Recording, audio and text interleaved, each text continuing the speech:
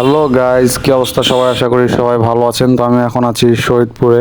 এটা হচ্ছে আমার ফার্স্ট টাইম শহীদপুর সিটিতে বাইক নিয়ে। এর আগে কখনো বাইক নিয়ে আসা হয়নি এদিকে। তো গতকালকে রাতের একটি ঘটনা আপনাদের সাথে শেয়ার করি। আমার বাসা হচ্ছে রানীশ অঙ্কেল, আপনারা অনেকেই জানেন। তো গতকাল রাত্রে ইফতারের পর তারাবি নামাজের সময় তো এক জায়গায় একটি ইফতারের আয়োজন ছিল, প্রোগ্রাম অনুষ্ঠান। সেখানে লোকজন আসে। তো ইফতারের সময় আমাদের এলাকার কুখ্যাত বিখ্যাত রাজ্জাক চোর যায় একটি মোটরসাইকেল চুরি করতে। তো মোটরসাইকেলটি চুরি করতে গিয়ে সে তখন ধরা খেয়ে যায় এবং সে যে মোটরসাইকেলটি নিয়ে আসছিল, পাবলিক অনেক ক্ষেপে গেছিল, তার উপর জনতা ক্ষেপে গিয়ে সেই মোটরসাইকেলটিতে আগুন ধরিয়ে দেয়।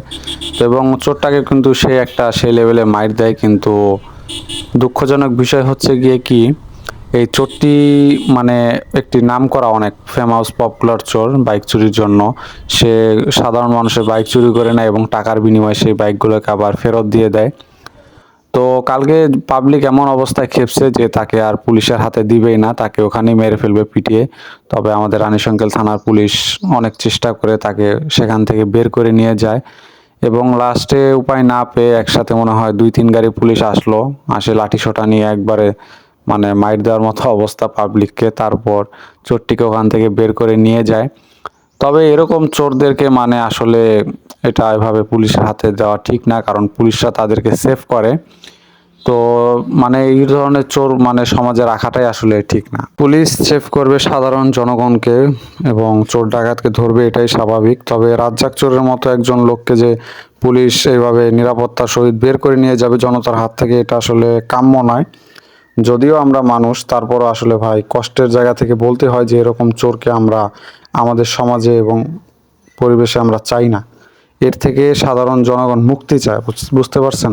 উত্তরবঙ্গের লোক খুবই কষ্ট করে তারা শখের বসে একটি ছোটোখাটো যদি বাইক টাইক কিনে, সেই বাইকটি যদি চুরি হয়ে যায় তাহলে কীরকম লাগবে আপনারা একটু ভাবেন।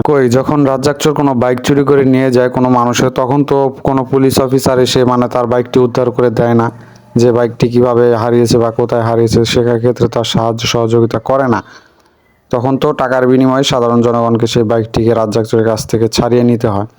তো এখন যখন চোরকে আটক করেছে জনতা, সাধারণ পাবলিক, তখন মানে পুলিশ চলে আসছে তাকে সেভ করার জন্য। মানে বিষয়টা বুঝতেছেন?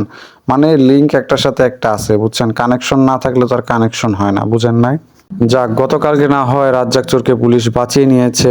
তবে আমার একটি প্রশ্ন রয়ে গেল পুলিশের কাছে, যে রাজ্জাক চোরকে ছাড়ার পর যদি কোনো বাইক চুরি করা হয় বা চুরি হয় আমাদের এলাকা থেকে, তাহলে সে দায়ভার কে নিবে? সে দায়ভার কি রাজ্জাক চোর নিবে, নাকি বাংলাদেশ পুলিশ নিবে, নাকি সাধারণ জনগণ নিবে? অবশ্যই আপনারা কমেন্ট বক্সে জানাবেন।